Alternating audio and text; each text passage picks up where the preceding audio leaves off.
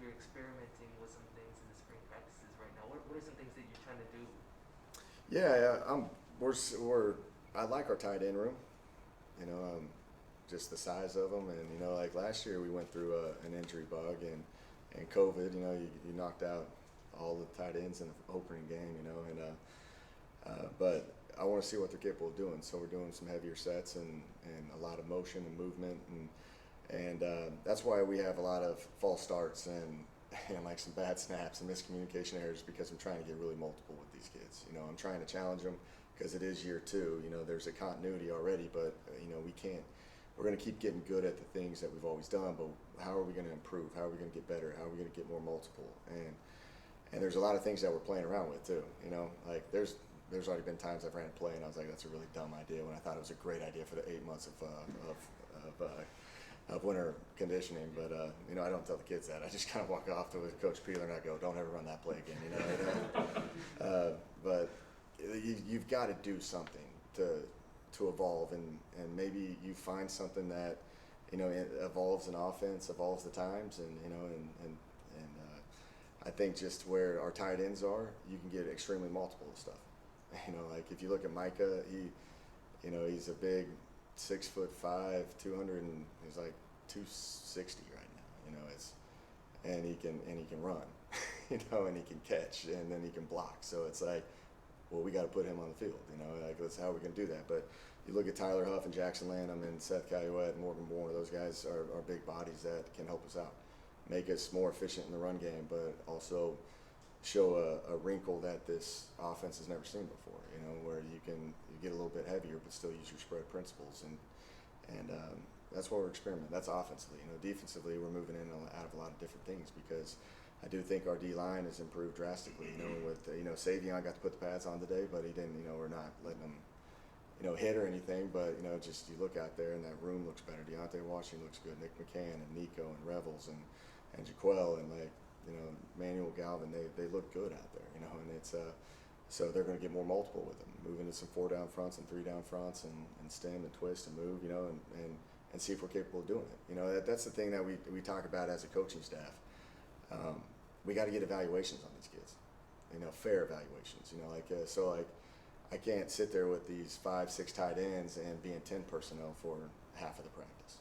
You're just wasting an opportunity to evaluate these guys. So like you bring in these new DBs and even the older mature guys that have been playing safety, well let's play them press man in some situations, see if they can guard Barbie and JB and stuff and see if they're capable of doing it, and then you that's how you kind of build your depth and you go from there. So you got to find ways to challenge people and evolve, and it's fun. I'm enjoying it because I love the experimental side of things. You have to have a curious mind when you do stuff, especially in spring football. Did you come out of the first week relatively healthy, injury-wise? We did. I don't think anything drastic happened today, but yeah, so far we're good. We're holding some guys back, some kind of sports science type stuff of some soft tissue injury, prevention, where some of these guys you can't. That's a pretty taxing practice because in spring football they got to be long practices. You got to take advantage of these opportunities. You can't just cut practices in half and stuff. Because like if you're in fall camp to try to get you healthier, we got to move forward and work. But some of these guys' bodies can't take the pounding of an entire practice. Or you see those receivers. They're running and running and running. Like that's when hamstrings start to occur, and we've got to monitor that pretty good, especially if it's a guy that put on a lot of weight. We've got to make sure that we're doing the right thing. So we pull guys out here and there, but main injuries, we're healthy right now. You said, yeah, right, knock on some wood. You mentioned how big your tight ends have gotten. Have they with the size that sacrifice some of the speed, or is that something you're willing to deal with in order to get more size? Yeah, you can add in those 12 personnel packages where you have speed, but then you also have you can do a lot of gap exchanges and unbalanced type stuff, and you add more gaps in the run game that with guys that I think can be a physical presence in the run game. So it's like I always look at things that you from an offensive perspective, like for a layman's terms type deal, I split it in thirds of the field. All right, so you got the receivers to the left, the receivers to the right, and you got your O line, D line, and you know like how defenses how they have to play you. They either have to take, you know, they normally take away 2/3 of the field where you have the ball needs to go to that 1/3 that there where the deficiency is. But when you get into heavier sets, we're eliminating the receivers to the left, so you got speed to the right, and you just got you know, so it's more of a 50-50 type deal. Like and when you add you know, physical bodies in there, what's the defense going to do? Are they going to bring in bigger bodies? Are they going to take speed off the field? You know, like, you know, maybe they have smaller rush ends and stuff like that. Or, you know, you add tight ends in the game, they might have to put another defensive lineman in the game. Well, that just pulls a DB off the field, and that leaves maybe Marcel Barbie and Javen Banks and, you know, in one-on-one matchups. You know, so that's kind of the chess match that you play. So spread has always been, you know, like Mike Leach was the funniest with all that. You know, if there's a lot of people over here, then go over there. You know, like just common sense stuff. You know, and when you start adding tight ends in the game, and it gets pretty in depth, and it gets into personnel driven stuff instead of scheme. A lot of it's about creating space, it seems. Mm-hmm. Exactly. Coach, you know, you've mentioned before you've got Calvin Hill, Brock Sturgis, and Jamil Cuter for the next 3 or 4 years. How excited are you about that running back group coming into the season? Yeah, I love them. And they are a really close group of guys. Like, you know, and they clown on each other. Like it's fun to watch, man. Like I'm telling you, but they're very competitive. You know, like like I'm glad that I'm not the running backs coach because you know they all want to be that starter. You know, and I don't know what you know each day that. You know, Calvin Hill ran out the first day, and you know, Jeet was running out there today with the ones, and you know, it's a good competition, and then really based off of their grade each practice is going to be the guy that runs out next, you know, and it's a healthy competition, it is. But I'm telling you, those 3 backs I think they're pretty good now. I think they can. They're a pretty special group. Coach, what position group are you really wanting to come out of spring ball saying, yes, we got better, we have to get better, and we got better? Trenches, O line and D line. That's where it's won, you know, and you know, like I think you guys seen the profile of like the O line and D line's training change drastically here. You know, I think they're big, they're a lot bigger, and you know, it goes back to the old Bill Polian, you know, big people beat up little people, you know, like, and that's what we want to get, and it's a violent game, it's a combative game, and you've got to win the line of scrimmage. You know, you can smoke and mirror and spread it out and create space as much as possible, but eventually you're going to get exposed at times. You got to be able to establish the line of scrimmage, and that's the emphasis. I think we've increased from a recruiting standpoint. Now we got to put them in position to see what they're capable of doing. But that's the biggest emphasis for me is the trenches.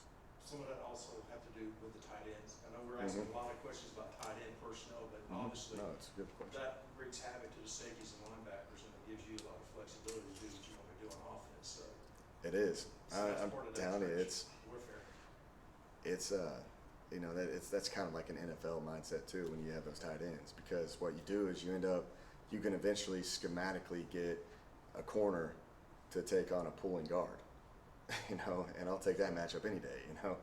But like, so they have to change their scheme, or they got to get that kid out of the game in certain sets, and then when we sub, they got to sub type deal, you know. It's so you can pull some of their best players off the field based off the scheme, you know, and that's what makes it fun, you know, and that's what we got to do. Like I said, you know, previously, I think you're asking me, Drew, about what you want to get out of these practices is physicality, you know, and we got to be a more physical team, and to do that, we got to run the ball more, and we got to get bigger, and we got to strike and fight and strain, and that's kind of what we're trying to get out of this whole spring.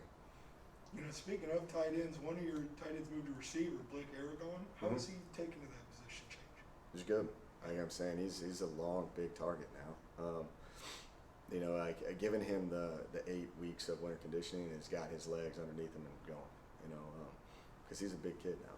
He is. So he's been leaning up, and he's in a really good spot where he moves well right now. So he's got to keep getting better, and you know, and I think these next 12 practices will be good for him to get him back in the swing of being a true receiver slot. Slot guy for him? He's a slot right now. Yeah. Well, that's a big slot I receiver. know. It's fun. You know, normally you have a little small one. You have the Chandler Spites, which we call Tweeter, which you guys have seen Varsity Blues. Oh, so yeah. I think that's an honor to have that name. And it's amazing how many kids in our locker room have not seen the movie Varsity Blues. Yeah, it's an old movie now. I know, it makes me feel old for the first time. Man. You know, speaking of a slot receiver, I was looking for Jeremiah Hawkins, but I guess he didn't Yeah. make it. Yeah, unfortunately, you know, there was a family issue where Jeremiah had to go address back in California. You know, same thing with Bubba, the offensive lineman. You know, praying for their families and just unfortunate circumstances. What about Gibson? I was looking for him too.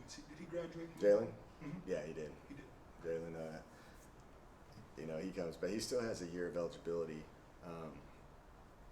But it's interesting when the business world calls and it's a pretty good job opportunity. So you know, he's kind of battling. I told him to have the spring and we'll go from there.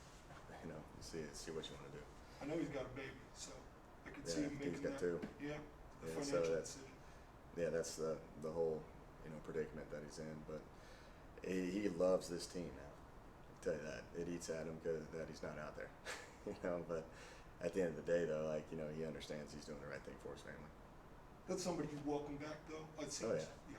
I love that kid. His sister is our student coach for the linebackers, Jada Gibson. So I saw that on Twitter. That's pretty cool. What can you tell me about Jada and what? you Jada, feel- yeah, she no, it's pretty unique. You know, she started off as an equipment manager here and wanted to become a football coach, and it just. She shows up every day and like she's learning every single day. She's actually picked up an opportunity to go be do an internship with Bill Belichick and the Patriots, and you know, I think that she's got an extremely bright future ahead of her. You know, I tell Jalen that you're not my favorite Gibson anymore. It's Jada now. So, but yeah, it's an awesome opportunity. I'm glad she's here and.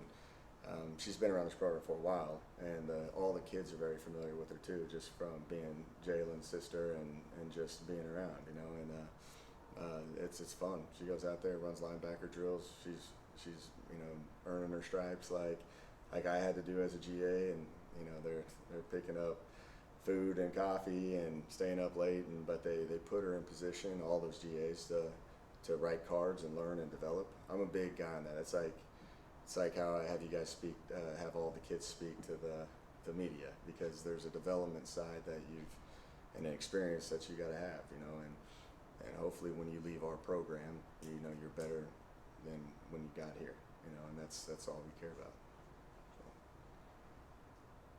So. How much does it help having with Coach Peeler's second year and then your brother being here for a third year? How much does that help your players having the exact same coaching staff? It's awesome, man. I'm telling you, it's like I was saying, like for me, like year 2 with the quarterbacks, it's night and day. Like I've already got all those discussions and the technique and all the little things out of the way where, you know, they know what to do, you know, and Peeler going into year 2, you're going to see, you know, you saw, you know, increases last year in that room. You're going to see a lot more this year, just because year 2, they kind of get the base fundamentals out, and now you can evolve your game a little bit. And Peeler's been great. I give him full autonomy at times. You know, there's a lot of moving parts with being a head coach and things that you got to do at times. And Peeler and I, we talk nonstop, and he runs the offensive meetings, and you know, I'll go back and forth on certain things on what we need to do, and I think Peeler does. I'm so comfortable with him, and I think it's going to be the point where he's going to be a really good coordinator at calling it, and eventually be a great head coach. You know, and you know, I'm thankful that he's here, because he takes so much.